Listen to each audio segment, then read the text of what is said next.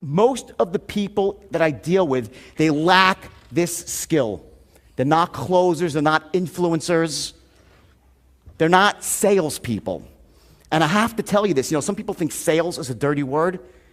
Selling is everything in life. Either you're selling, meaning you're influencing, persuading, or you're failing. Either you're selling someone on that your ideas and concepts make sense, your products make sense.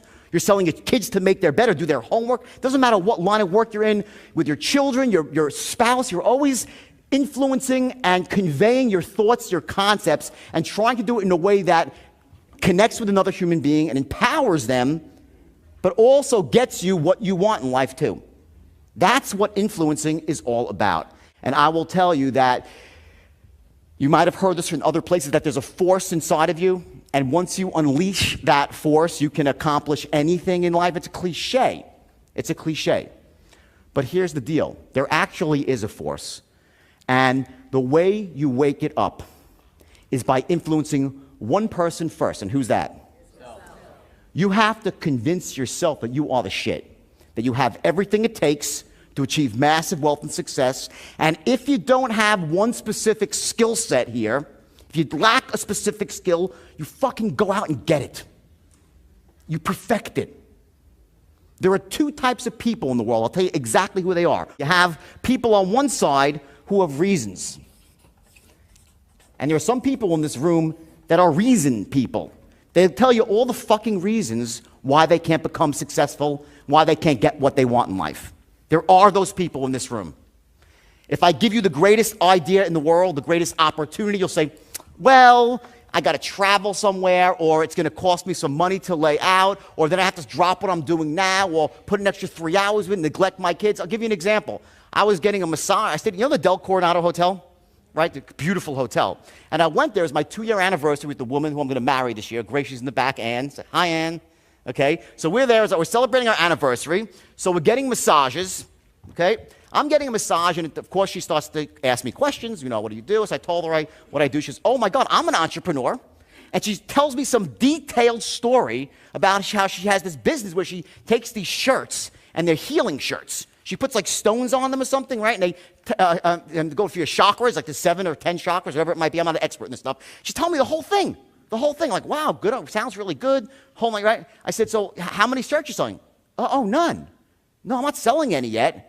I'm like, well, why not? She says, well, I really don't like to sell. I'm like, I said, okay. I said, so what do you do? She's like, I got all these shirts made, and they're in my house, and it's really unbelievable. I have a website I'm launching. I'm like, what, right? I said, she goes, but I have someone who can sell. They're a real estate person, but they're busy right now. They're going to stop their real estate soon. And what I heard, now just to cut it short, for 10 minutes, I heard all the freaking reasons why she couldn't actually go out and start the business.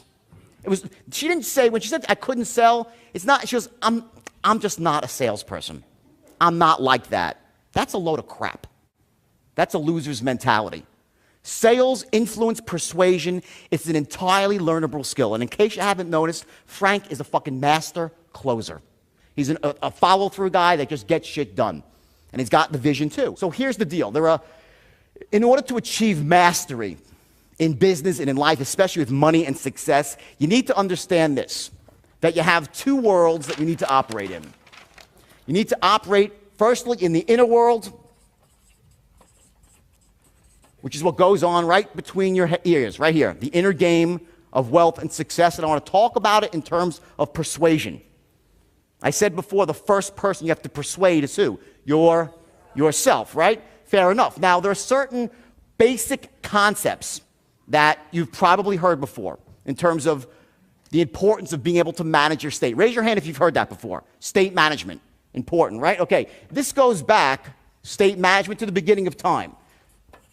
Before Gladiators, in the movie The Gladiator, he bends down and he picks up some dirt and starts rubbing it in his hands and gets himself into a state for war, to get ready to fight. Every time in that movie he has an anchor he's firing off. He puts dirt in his hands. Indians would put war paint on their face to get themselves into an emotionally charged state. So I didn't invent state management here. What I'm telling you is this: it's fucking crucial to be able to trigger the right state in the right moment for influence, persuasion / sales. There are 3 states that you need to trigger when you want them. Not always, but in the key moments when it really matters. When you pick up the phone, when you get that first moment face to face, you have to be in the right state. So I'm going to show you some ways to do that and what those states are. Next is your beliefs. Also, something, of course, we've heard before. Basically that, we are the sum of our beliefs about what the world is, how we operate in the world. And I look at beliefs like this. We have, of course, the empowering beliefs that lead us to wealth and success. And we have the disempowering beliefs that lead us to poverty, misery, and failure. We all have limiting beliefs which hurt us. And in the end of the day, you're always held down by your lowest level limiting belief. It's the one that's at the bottom that stops you. Imagine a Ferrari. You have a Ferrari. It's a beautiful, like Frank's beautiful, was a red Ferrari, right, Frank? It's a beautiful red Ferrari, right? So it has this beautiful chassis, this 455 horsepower engine, 12 cylinders, 4 valves per, capable of 300 miles an hour. Who knows how many miles an hour it can go, right? But if there's a governor on the engine stopping the flow of gas, it's not going over 55. That's what a limiting belief does for you, or does to you. It stops you from charging forward when you should, and causes you to slide backwards and move backwards when you